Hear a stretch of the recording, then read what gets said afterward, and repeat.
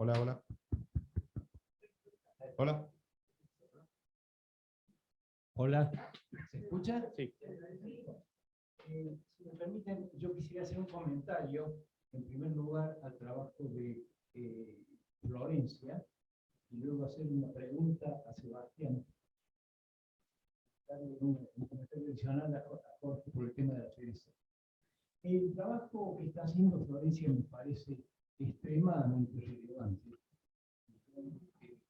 Me alegra que alguien en una tesis doctoral esté tratando un tema que es realmente crucial para Argentina, como son las reglas de responsabilidad fiscal. Muchos de los problemas que tenemos nosotros en esa área han sido planteados por ella. Antes de plantear algunos de los puntos, una pequeña corrección. Cuando hablaste de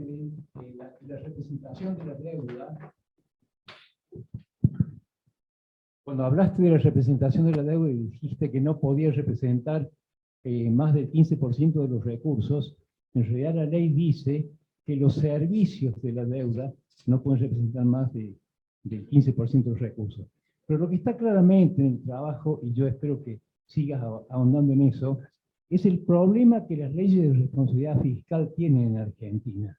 Que básicamente los cambios políticos nos hacen volver al punto de partida en cada momento. Vos tenés la ley 25917 de 2004, después viene el pacto fiscal del año 2017, que intenta darle un nuevo envión a la ley de responsabilidad fiscal, fijando aspectos respecto a los gastos de las provincias, etc. Pero luego viene el pacto de 2019 y se vuelve todo atrás. O sea que nosotros tenemos con la ley de responsabilidad fiscal el drama de que cada nuevo gobierno tiene un sentido fundacional, quiere hacer todo de vuelta y generalmente hace todo para el diablo. Creo que ese es uno de los aspectos centrales que tenés que ver en tus tesis. Hay un tema interesante ahí con respecto a las penalidades. La única penalidad que veo seria a tomar en cuenta es cuando dice que la violación a la ley va a impedir que consigan avales las provincias para ciertas deudas. Pero hay otras penalidades que yo le comentaba a Walter, es como cuando nuestra madre nos decía a nosotros, si te portas mal le voy a acusar a tu papá. Y es lo que sale en la ley de responsabilidad fiscal, cuando dice, se dará publicidad a aquellas provincias que no cumplen. Se ponen de risa, evidentemente eso no es serio. Por lo tanto, creo que el estudio sería muy, muy bueno. El último comentario que te quiero hacer es curioso, pero aparentemente algo hizo la ley de responsabilidad fiscal con la deuda de las provincias. Un trabajo que hemos hecho el año pasado nosotros, lo comentó Jorge, hemos visto que a partir de la ley, algunas provincias rebajaron fuertemente su nivel de endeudamiento. Hubo 3 o 4 que mantuvieron su nivel de endeudamiento, pero en general se estableció un endeudamiento alrededor del 13, 14, 15% para la media de las provincias. Ese aspecto más o menos se ha cumplido. Ese es el comentario que te quería hacer respecto a tu trabajo. La pregunta que le quiero hacer a Sebastián, cuando hablaste del poder de los gobiernos y planteaste que en un momento dado los gobiernos pierden poder, eso estaría pasando, por ejemplo, en aquellas provincias que tienen un solo periodo, por ejemplo, de 4 años. Y claro, cuando el gobernador llega al tercer año y sabe que no va a ser reelecto, y la gente sabe que no va a ser reelecto, no le da más, no los atiende más. Cuando hay otro periodo, el riesgo está siempre de que el gobernador intente cambiar la constitución para tener otro periodo. Entonces, la pregunta concreta es esta. Hay mucha gente que está pensando que lo mejor sería volver al periodo de 6 años como solución a todos estos puntos. Y finalmente, respecto a lo que mencionó Jorge de la pereza, tengan en cuenta que hay 6 o 7 provincias en Argentina que representan el 80% de la recaudación, el 85% de la recaudación.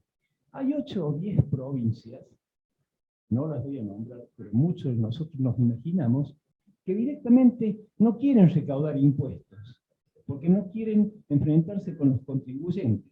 Y les resulta más fácil confiar en las transferencias discrecionales. Yo cuando me refería a pereza, me refería a eso, no me refería a provincias como Córdoba, Santa Fe, Mendoza o la capital federal. Me refería a provincias que no quieren hacer nada con aumentar los recursos, porque eso le trae problemas con sus contribuyentes. Gracias. Vamos a dejar las respuestas para el final, o sea, las preguntas que cada uno vaya anotando. Estaba Cristian allá al final. No sé si Walter también levantó la mano o vi mal. No por ahora. Y Pablo. Bueno, muchas gracias por las presentaciones. Era una pregunta Una voz para el resto. también para Florencia y para Sebastián. Para Florencia, una pregunta muy parecida a la del doctor Res. Era consultarte si hay un mecanismo que monitoree el cumplimiento, un órgano específico que monitoree el cumplimiento de la ley de responsabilidad fiscal, y si hay previstas sanciones, ya un poco lo respondió el doctor Rex, y si hay previstas, cosa que no creo tampoco, es incentivos positivos para cumplir con la ley de responsabilidad fiscal, ¿no? Porque pasan con todos los pactos fiscales y demás, que se establecen muchas reglas, pero después no hay mecanismos de cumplimiento, ¿no? Un poco le pregunto yo por ahí. También felicitaciones por la presentación, muy interesante, muy completa. Y para Sebastián, bueno, también surgieron muchísimas preguntas, pero una puntualmente relacionada con el poder de los gobernadores. Pasaste muy rápido, y te quería preguntar si tenías en cuenta, para medir el poder del gobernador, dos cuestiones. Una, la relación con la legislatura, si es la cantidad de diputados del mismo partido que responden a él, que eso me parece que define de manera decisoria el poder de un gobernador. Y otro de carácter más constitucional, institucional, serían los poderes de legislación que tiene el gobernador. Por ejemplo, si puede emitir decretos de necesidad de urgencia, si tiene legislación delegada, es decir, herramientas que le permitan sobreponerse al legislativo local. Gracias. Pablo, creo.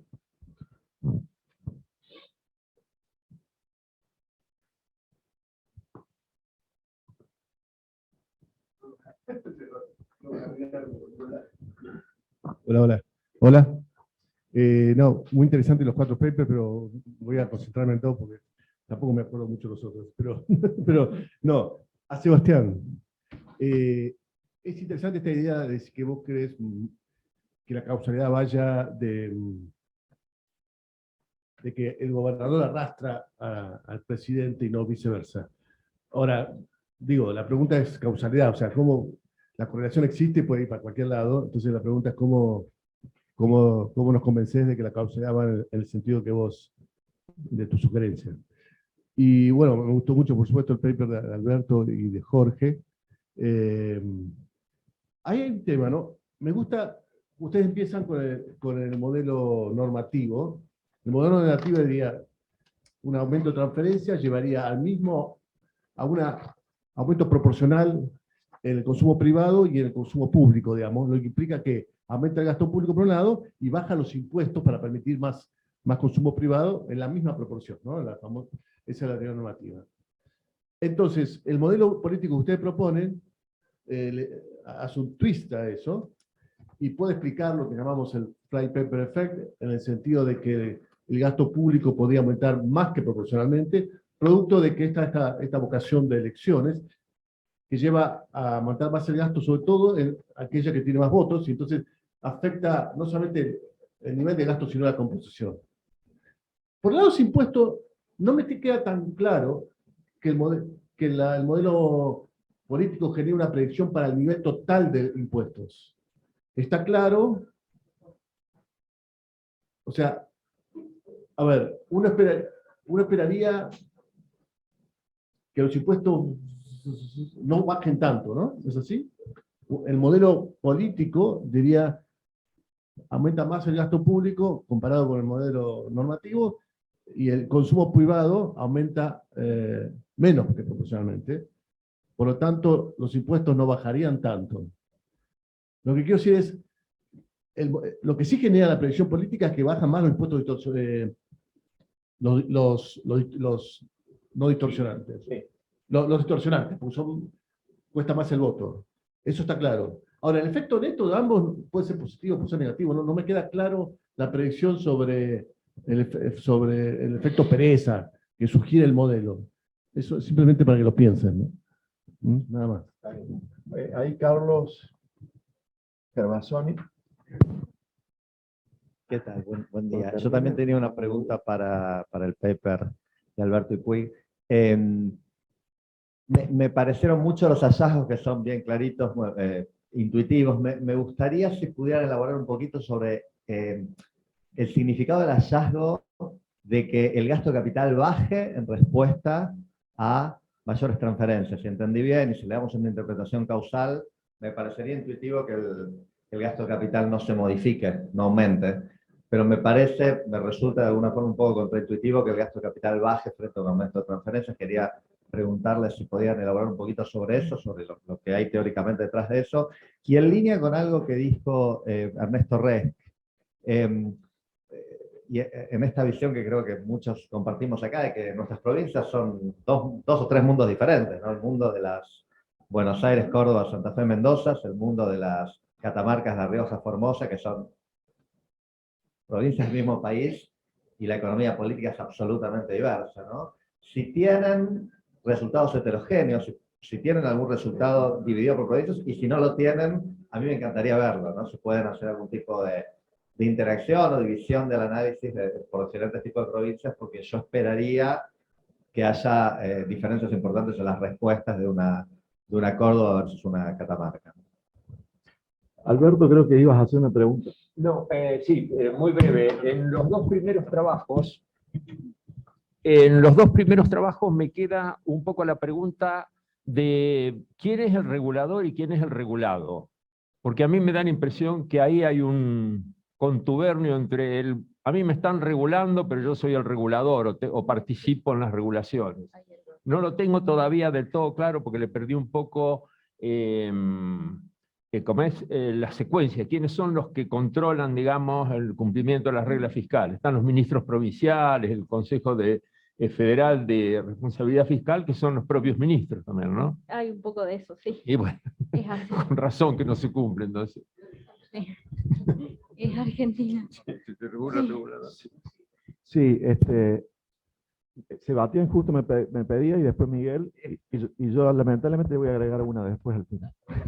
Es muy rápida para Alberto, y en colación con lo que dijo Carlos, si ustedes pudieron medir o tal vez tenían alguna serie de gastos de capital o de inversión directa de la nación, como que haya un efecto de complementariedad posiblemente, perdón, de sustituibilidad, digamos, de que este gasto en transferencias, este gasto de capital de las provincias se reduzca, pero aumente el gasto de capital de la nación, o el gasto directo.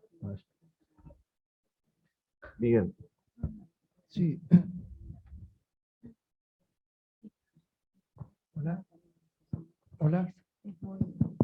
Si no hablas fuerte, te escucho. Bueno, sí.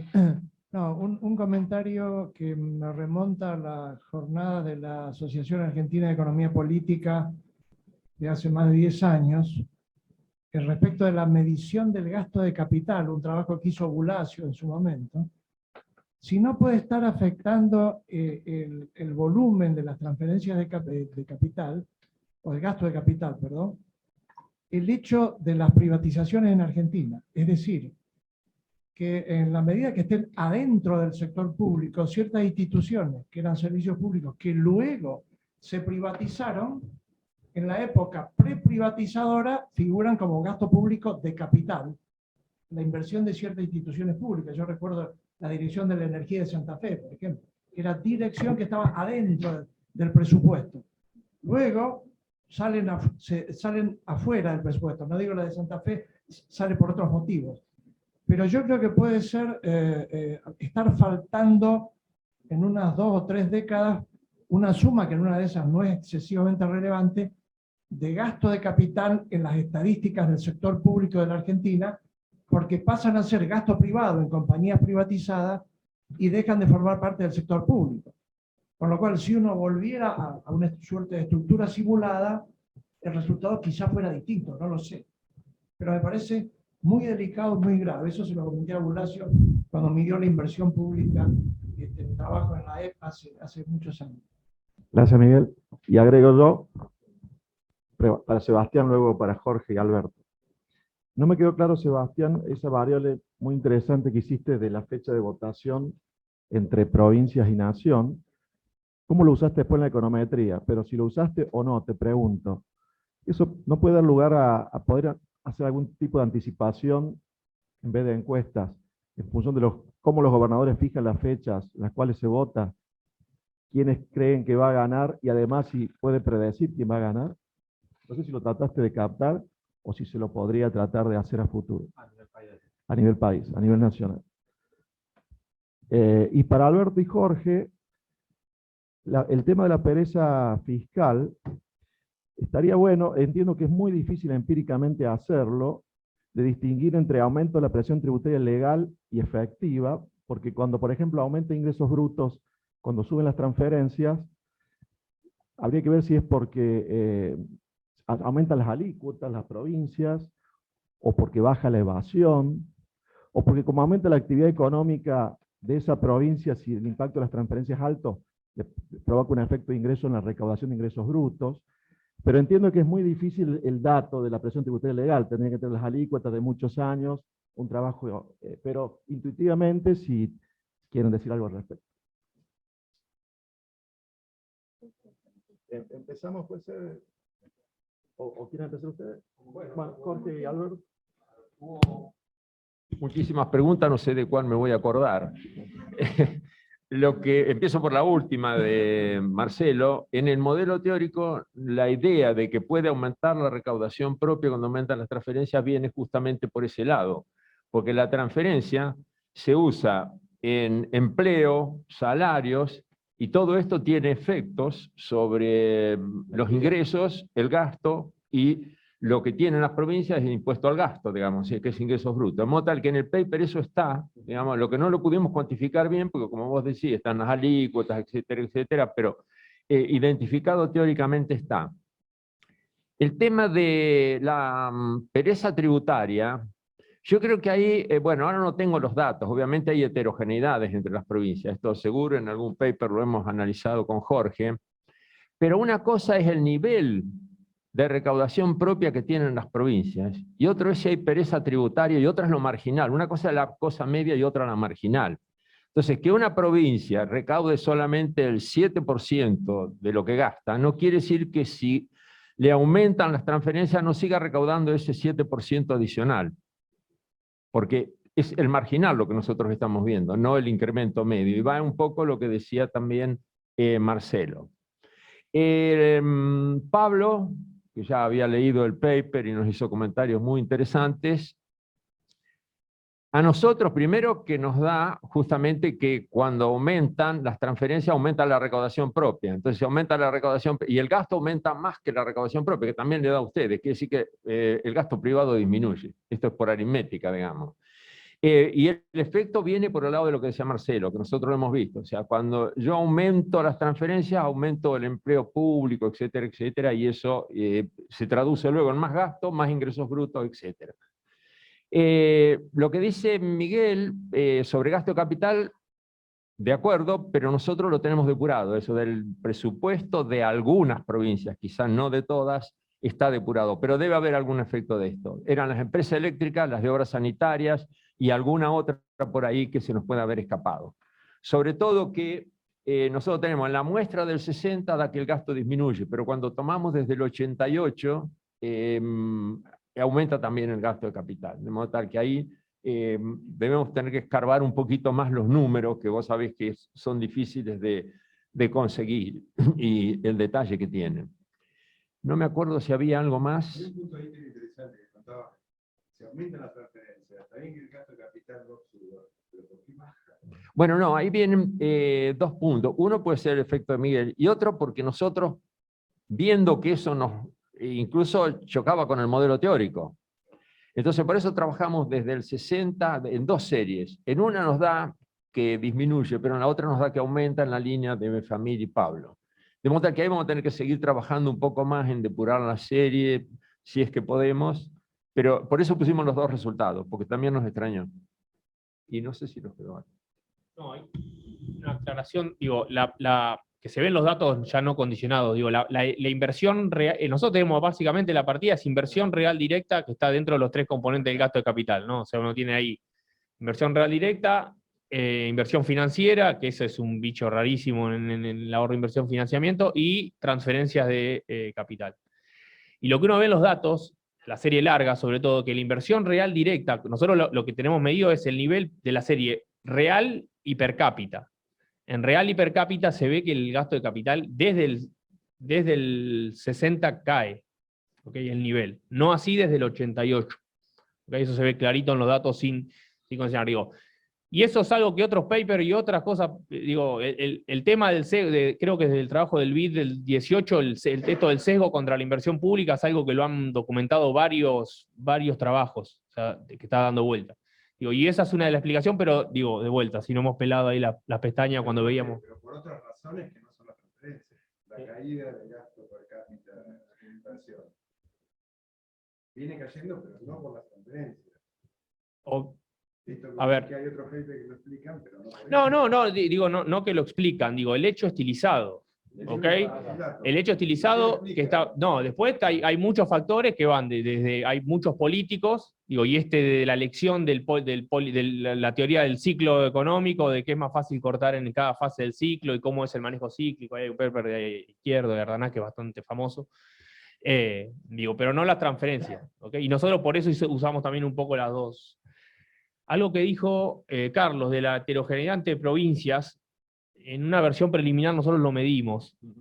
Porque ahí lo lindo sería obtener un coeficiente específico por provincia para poder plotearlo. El tema que ahí habría que levantar el efecto fijo. ¿Okay? Y ahí todo econométricamente hay un tema. Hicimos algún experimento con este agrupamiento de provincias avanzadas, rezagadas, la típica clasificación de Núñez-Miñana, pero ahí hay algunas cosas que lo que era rezagado en los 60, hoy el PBG per cápita y toda esa historia, digo, o sea, básicamente las patagónicas se portan definitivamente distintas, o sea, y en un montón de cosas, pero ahí habría que trabajar un poquito más la clasificación.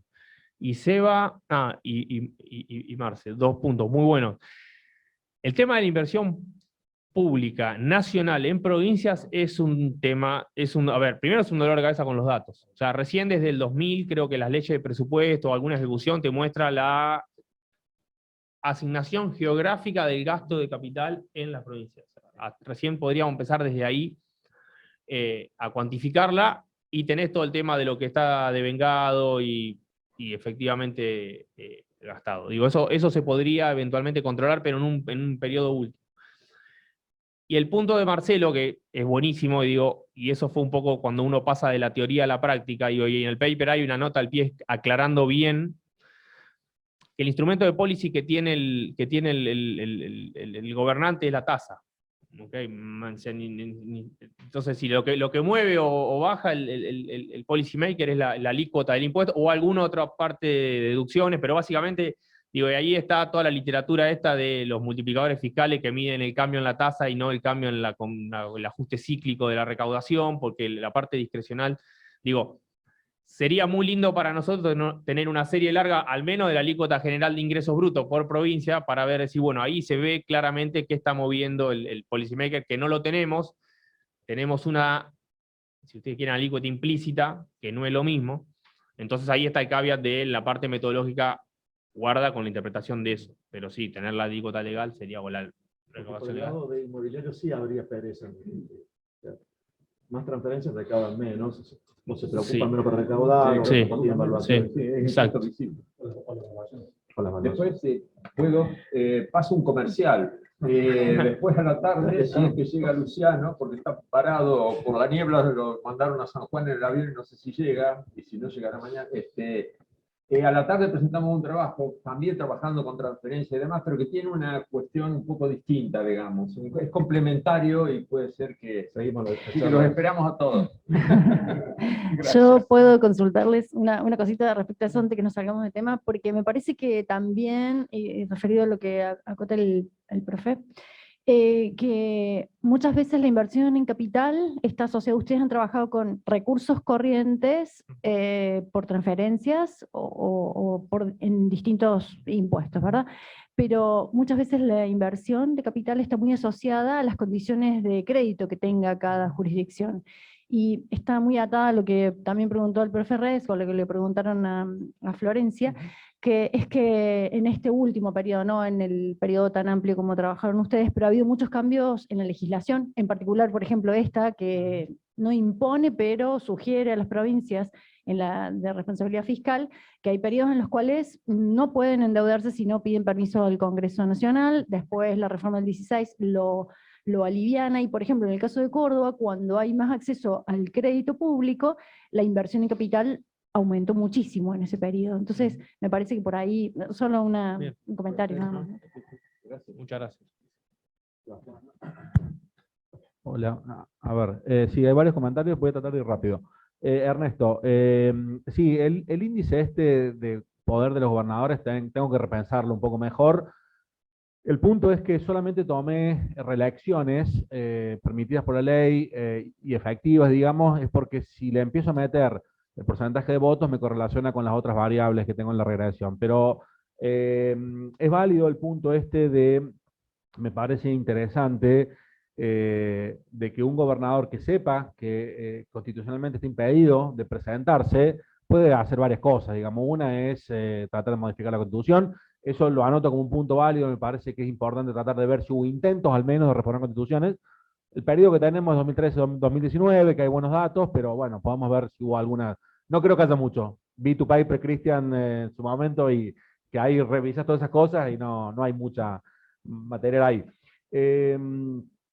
Bien, pero sí, tenés el problema del hold up. El tipo no puede comprometerse después a no modificar algo que lo va a beneficiar políticamente. O sea que es un punto válido para pensarlo más teóricamente. Claramente en el paper no estamos diciendo ni queremos decir que haya que volver al periodo de 6 años a nivel nacional.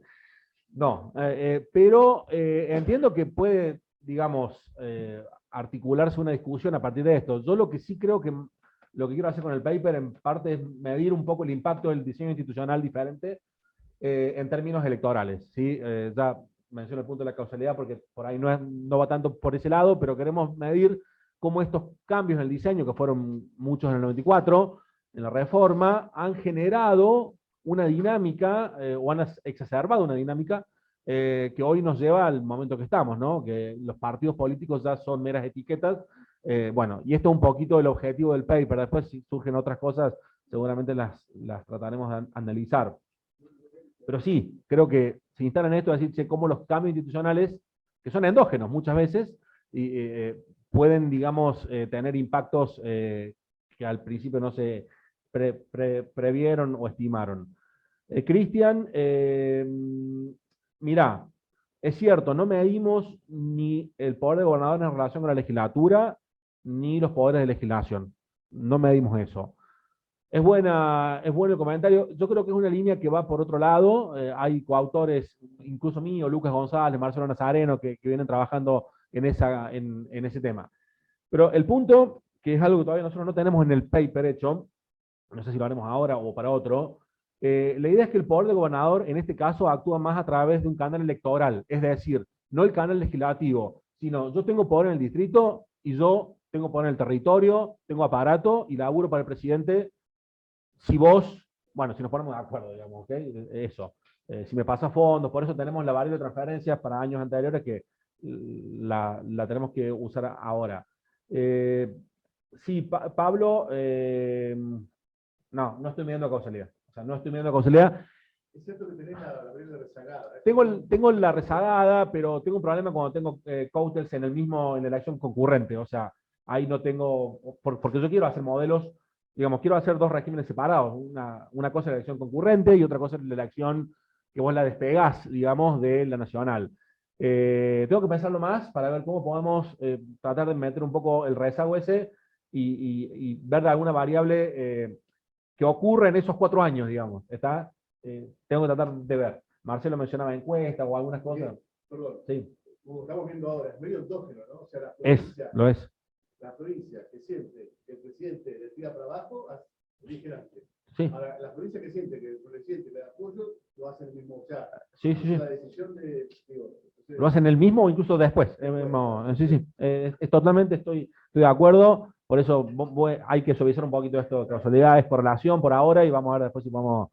Y Marcelo, sí, todo último. Es una buena pregunta. Tratar de ver cómo, digamos, cuando surgió esta idea, también a tratar de hacer un modelo teórico, de ver cómo la decisión del gobernador de fijar la fecha, de pegarla o despegarla, es estratégica en función de eso. ¿Sí? Estamos trabajando en eso, para tratar de poner un poco de teoría, y seguramente va a dar lugar a otra especificación empírica. Okay, eso.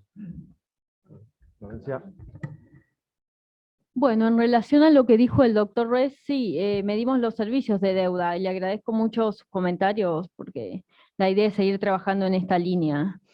Y en cuanto a lo que dijo Cristian, sí, mide el Consejo Federal de Responsabilidad Fiscal, que ahí tenemos los datos que pasó en varias provincias. Por ejemplo, Tierra del Fuego está medido desde 2007, porque no mandaba los datos. Estaba adherido al régimen, pero no informaba los datos. Y ese es el problema, que los ministros, informan los ministros de los ministerios de las provincias, que también conforman el Consejo, entonces se regula el regulado. Está en doble sentido. Ese es el problema. No sé si vos querías comentar.